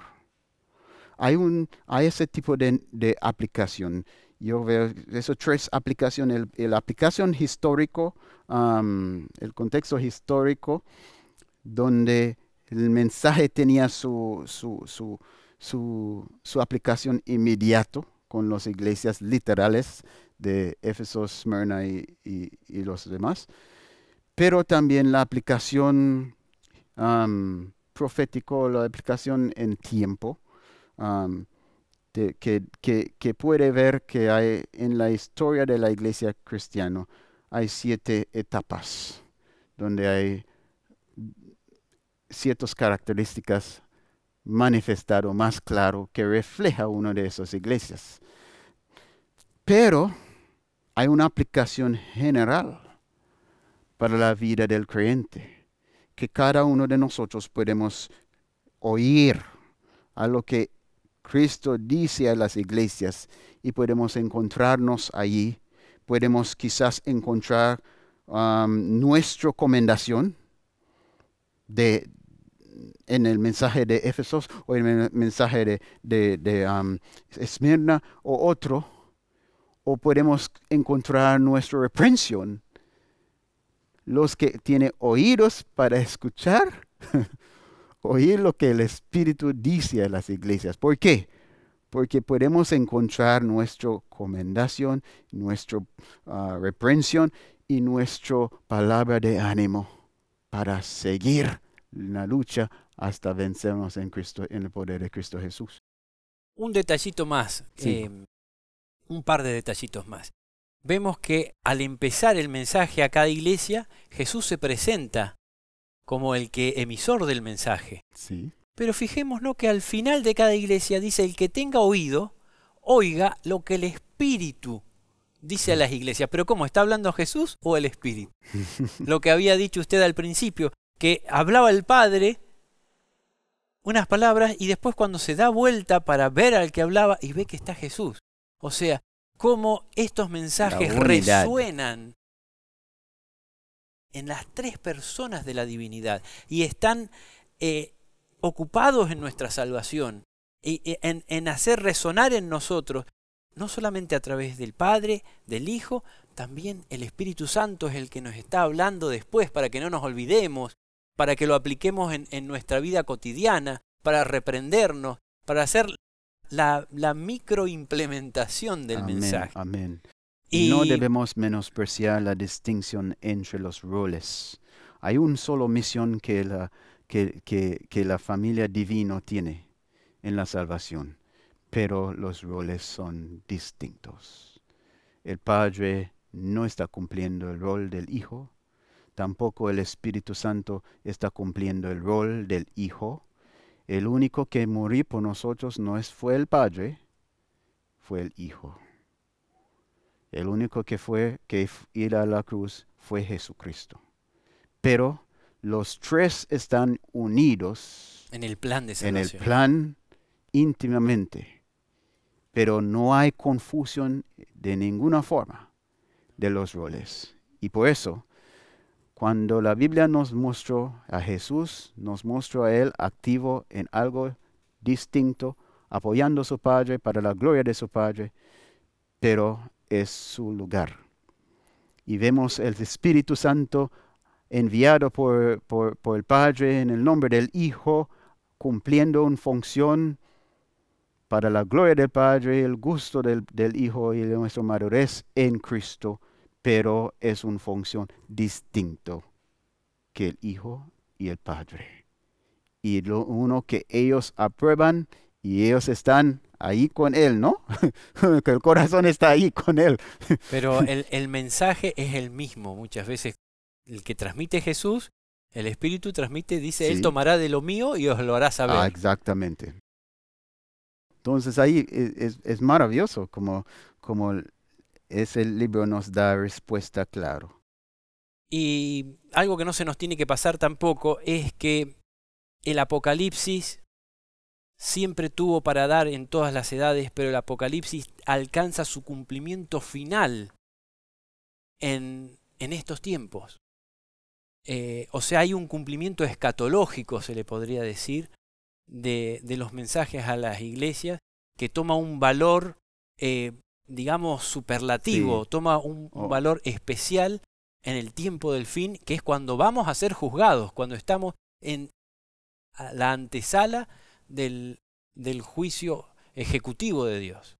Un resumen final, una concentración de todo lo que vemos, pero a la final, ¿no? Puede ver como en la gran profecía de nuestro Señor Jesucristo vemos algo similar, que su contexto inmediato era la destrucción de Jerusalén, pero también tiene una aplicación culminante cuando va a llegar al fin de todo. Y es la forma dinámica de la palabra de Dios y esa palabra profético. No debemos tener cuidado que cuando manejamos la palabra de Dios no limitamos. Porque podemos decir, pero ¿por qué estamos leyendo sobre Éfeso? Éfeso era una iglesia de tiempo ya. Pero la misma palabra de Jesús nos ligar a este mensaje. Los que tienen oído, escuchen. Claro. Oír lo que el Espíritu dice. Entonces nos mostró que debemos ser conscientes de todos sus contextos y todas sus aplicaciones y no debemos negar a ninguno. Porque algunos dicen, yo soy historicistas. Entonces, eso ya tiene su aplicación, ya pasó. Ya tiene su cumplimiento en la vida de Éfeso antigua o en la iglesia, el primer siglo de la iglesia. Entonces no tiene aplicación ahora. Pero no. La palabra de Dios es viva y eficaz. Y recuerda cómo Jesús responde. Dios es el Dios de Abraham, De Isaac, de Isaac y Jacob. Pero ¿por qué si dice eso, por qué entonces Él es el Dios de los vivos? ¿Ve? Entonces, Isaac y Jacob y Abraham no están con nosotros, pero Dios es el Dios de los vivos. Entonces, cuidamos que no relegamos la aplicación de la palabra de Dios solo al pasado o limitarlo solo al futuro. Debe ser dinámico. Por eso es que tenemos que abrirnos de cualquier preconcepto y ver qué es lo que está diciendo. Si es presente esto, si hay los detalles del texto, nos iluminan bien para no equivocarnos, para saber si hay una cosa que es del pasado, tenerla como del pasado, si es de toda la historia, saber que en toda la historia fue real Y si es para el presente y para el futuro también, lo podemos ver en el mismo texto, Amén. por los detalles del texto. ¿Verdad? Bien, Esmirna. Dice, escribe al ángel de la iglesia de Esmirna, el primero y el último, el que estuvo muerto y vivió, dice estas cosas. Yo conozco tu tribulación y tu pobreza, aunque eres rico. Y la blasfemia de los que dicen ser judíos y no lo son, mas son sinagoga de Satanás. No tengas ningún temor de las cosas que vas a padecer. He aquí, el diablo va a echar a algunos de ustedes en la cárcel, para que sean probados, y tendrán tribulación por 10 días. Sé fiel hasta la muerte, y yo te daré la corona de la vida. El que tiene oído, oiga lo que el Espíritu dice a las iglesias. El que venza jamás recibirá daño de la muerte segunda. Aquí vemos cómo Él presentó a sí mismo. Él presentó a sí mismo como el primero y postrero, porque el mensaje está dirigido al ángel o el mensajero de la iglesia de Esmirna, pero como el primero y postrero, el que estuvo muerto y vivió. ¿Por qué entonces Él presentó en esa forma a Esmirna? Se presenta como el que era antes de ellos y va a ser después de ellos, y se presenta como el que murió junto con ellos. O sea, el que murió antes de ellos y vivió. O sea, como yo morí y resucité, ustedes no se hagan problema, la muerte no es un problema. Dice, no tengas ningún temor de las cosas que vas a padecer, sé fiel hasta la muerte. Ahí vemos que Yo morí está hablando y estoy vivo. a un pueblo que está enfrentando peligro a su vida por causa de su nombre. Y Él presentó eso. Me gusta como dice, ¿no? Como dice él, al inicio, que Él fue muerto primero y que Él también que estaba y que va a estar después que ellos mueren.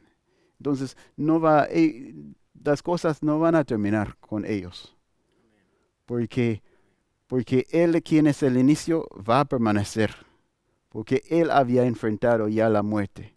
Y en Él ellos también pueden enfrentar la muerte y el temor de la muerte.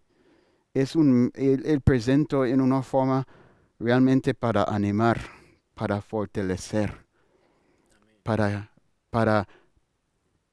ayudar a ellos a trascender el temor o el terror de la muerte. Qué maravilloso ese El que ese venza amor, ¿no? jamás recibirá daño de la segunda muerte. La vida eterna. No se preocupen por estos años de miseria que podemos vivir aquí. Lo importante es no recibir el daño de la segunda muerte. Wow. Sí. Él habló en una forma que exitosamente ayuda a ellos a trascender en sus pensamientos a lo que el cuerpo, a lo que nosotros vamos a estar sujetos en esta vida. Porque Él sabe que ellos van a pasar tribulación. Y Él trató para llevar a ellos más allá de su tribulación. Mira en el final. No sufrirá daño de la segunda muerte. Llegó hasta el final, la base de todo. Yo te daré la corona de la vida. Yo te daré la corona de la vida. Es algo... Sí. Fíjese que los mensajes son para las iglesias, es algo para todos, universal, a la plenitud de la iglesia, pero a la vez es singular y personal. Yo te daré la corona de la vida, dice Jesús. ¿Y qué valor puede ser? ¿Qué valor puede tener ese dicho? Yo te daré la corona de la vida.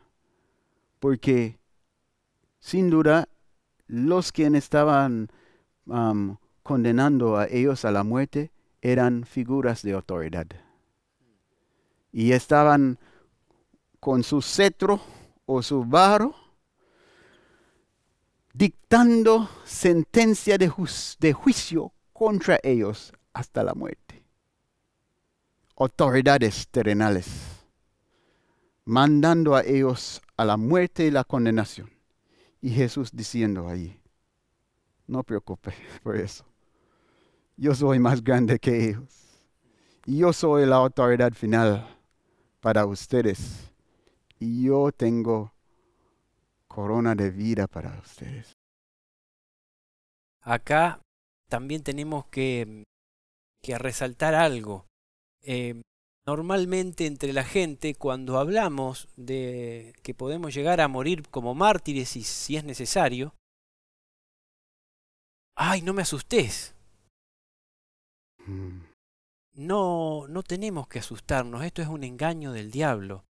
El que nos capacita para dar un vaso de agua a alguien que le haga falta, nos puede capacitar para resistir cualquier prueba.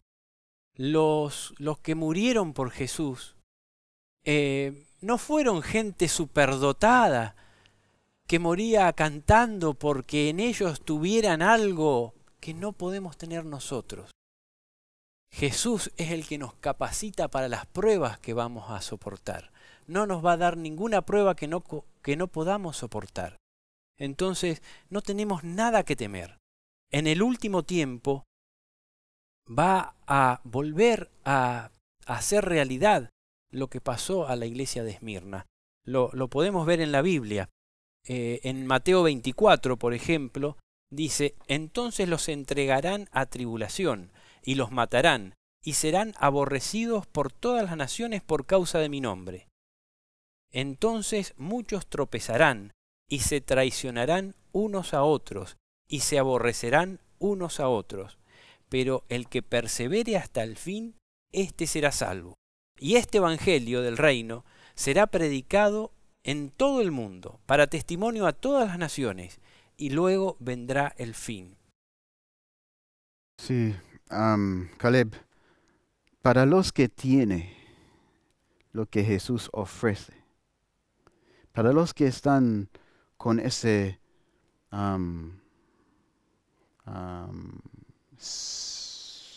la paz que Él nos con ofrece. esa seguridad de esta realidad, hay consolación aquí. Para ellos no hay necesidad de temor.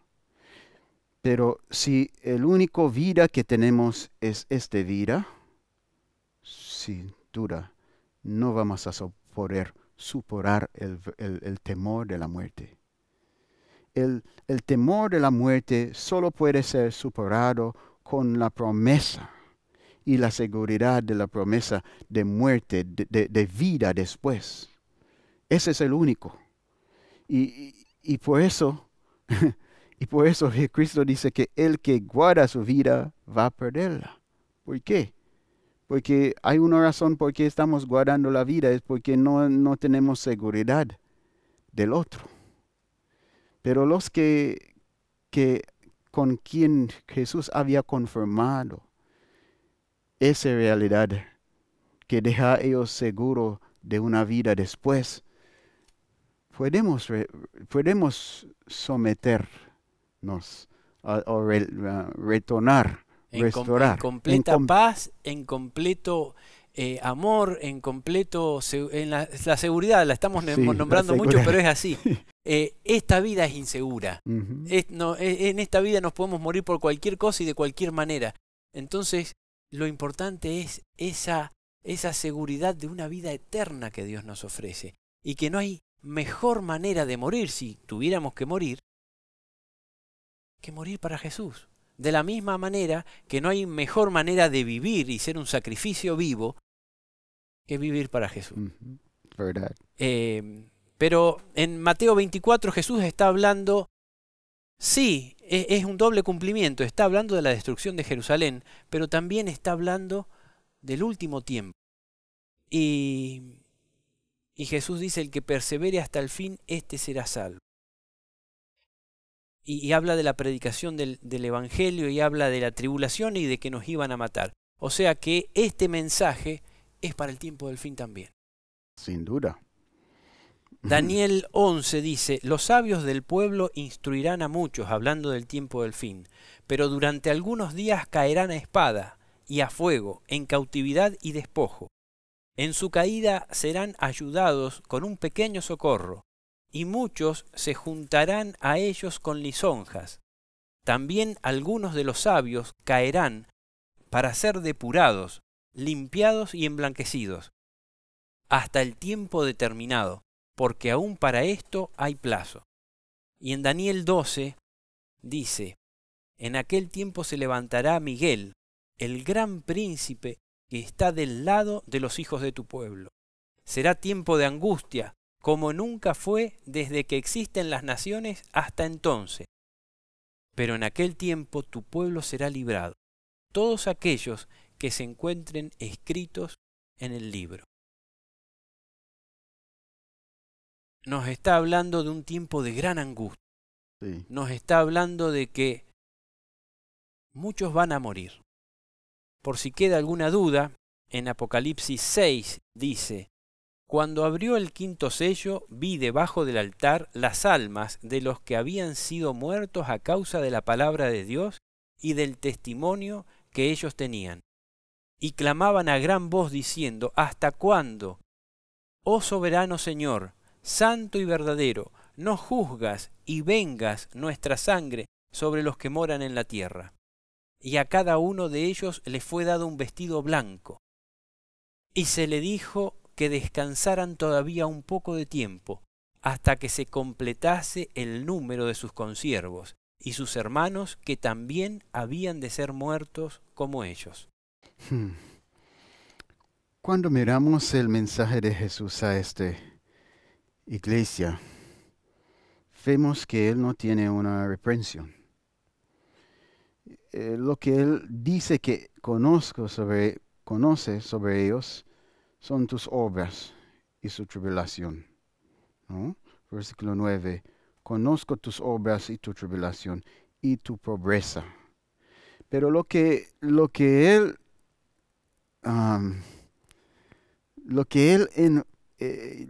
podemos ver es que Él da una énfasis.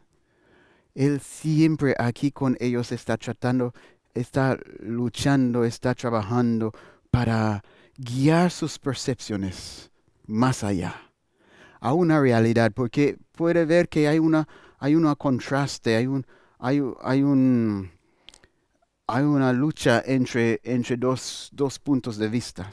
En el mundo ellos son rechazados, perseguidos, pobres para el mundo. No sirve para nada, son el problema del mundo, por eso debe morir. Eso es lo que los que aquí en la tierra que tienen el poder, esa era su opinión de ellos. Dice, tiene tribulación, tienes tus obras, tu tribulación y tu pobreza, pero tú eres rico. Y la blasfemia de los que se dicen ser judíos y no lo son. ¿Ve? Entonces, los pobres son ricos. Los que el mundo cuenta como nada, son valorados en cielo. Les está diciendo, ustedes son mis hijos, en sí, ustedes tengo complacencia de alguna manera. Exactamente. Y los que aquí dicen que somos el pueblo, somos los judíos, ¿no? Pero Él dice, pero ellos no son, no conozco a ellos. Entonces, puede guiarnos a la percepción que su persecución que ellos sufren no era enteramente una persecución secular, que había un elemento religioso en eso, porque algunos estaban tratando ellos malos, porque pensaba que ellos no llegó a la medida de ser un verdadero judío, un verdadero hijo de Dios.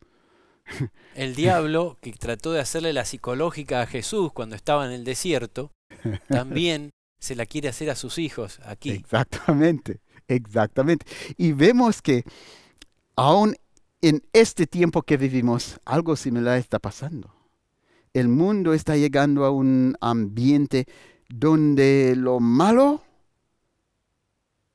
es alabado, es exaltado, es noble, es admirable, es virtuoso, pero es malo. Y si no escuchamos Jesús, podemos caer con las multitudes a llegar a recalibrar nuestros valores. Y decir, pero no es tan malo eso porque todo está haciéndolo. O, ¿sabe qué? Por la paz, por la tranquilidad, por el bien común, no vamos a ofender a nadie con esa verdad o con ese nombre, como Jesús dice, por causa de mi nombre. Entonces esa tentación puede llegar, pero recuerda que Jesús aquí está manejando con la verdad.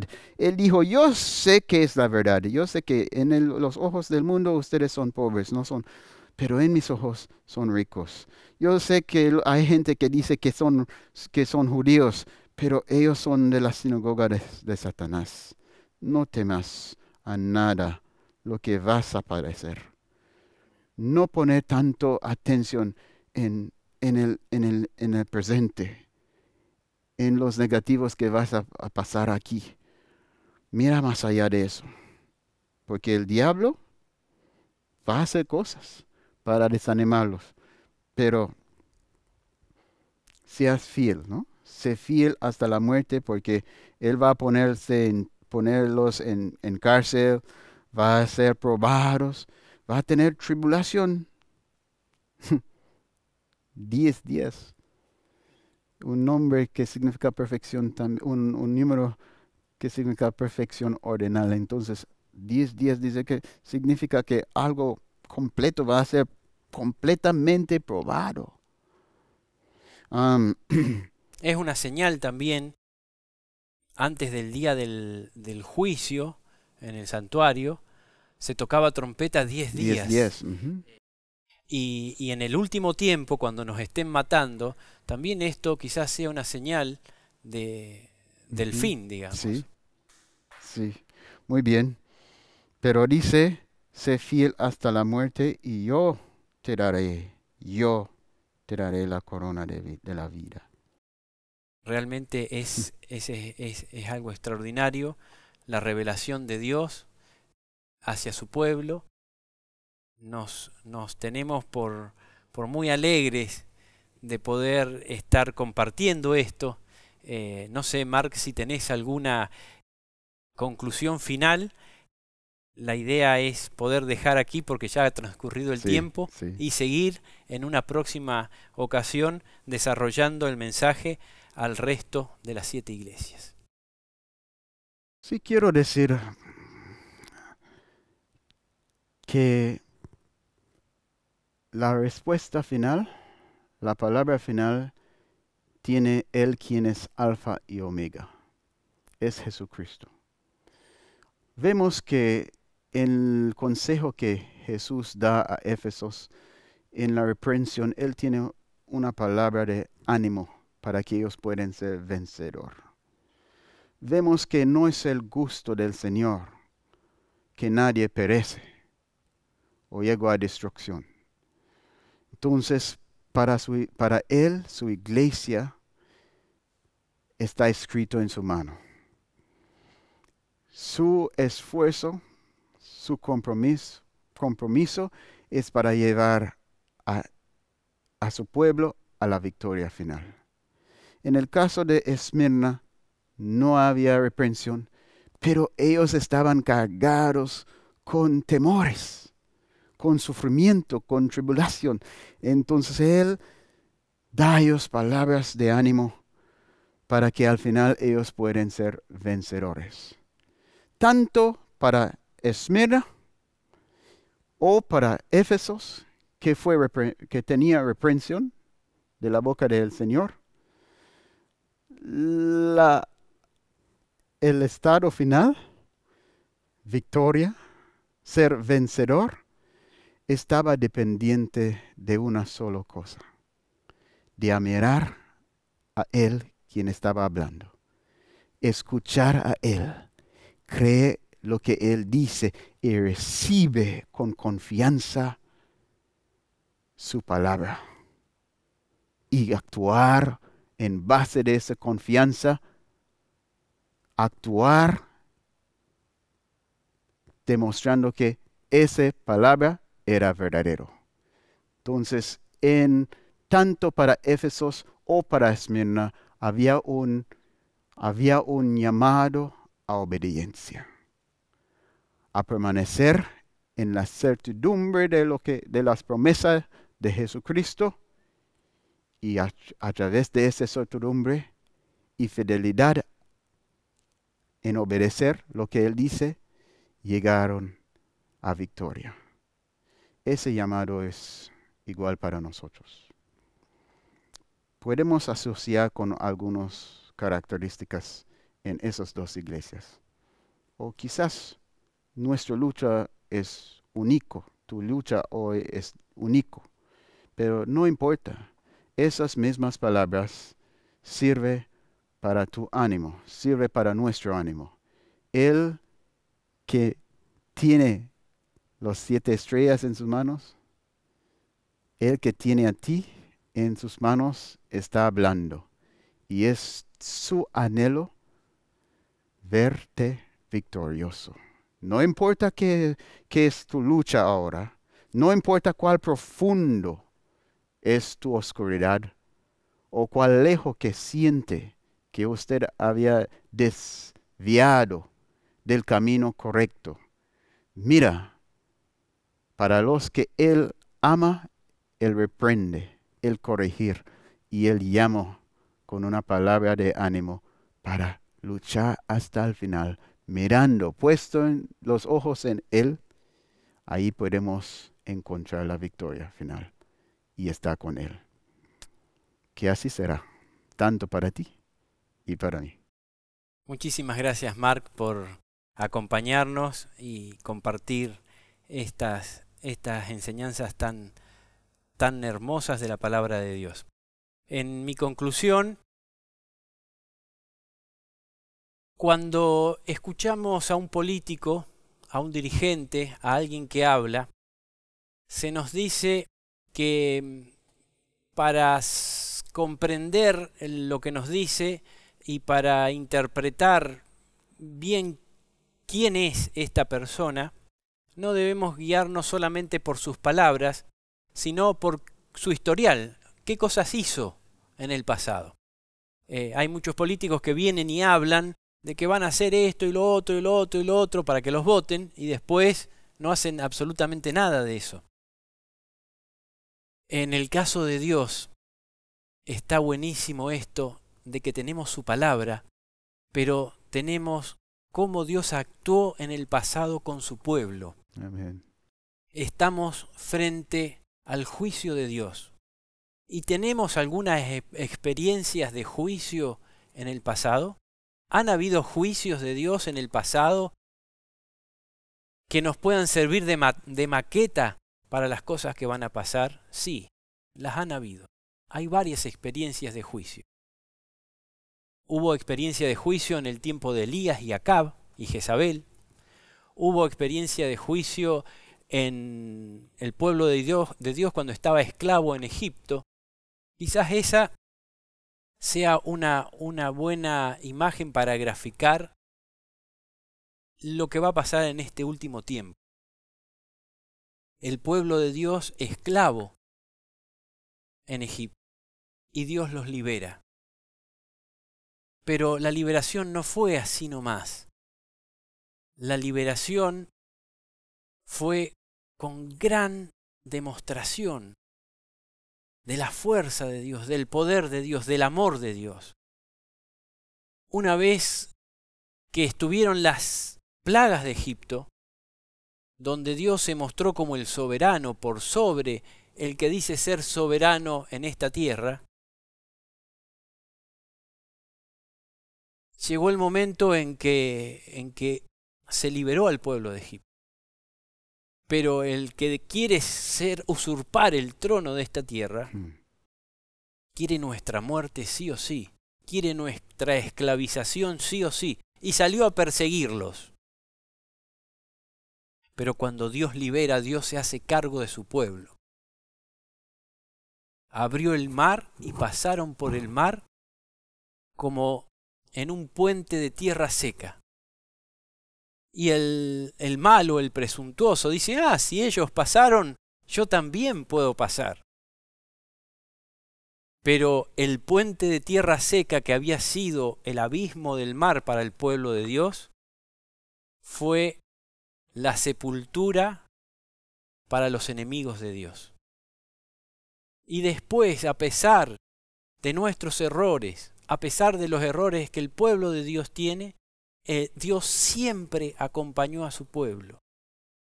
Le dio la columna de nube que los protegía del calor abrasador en el desierto.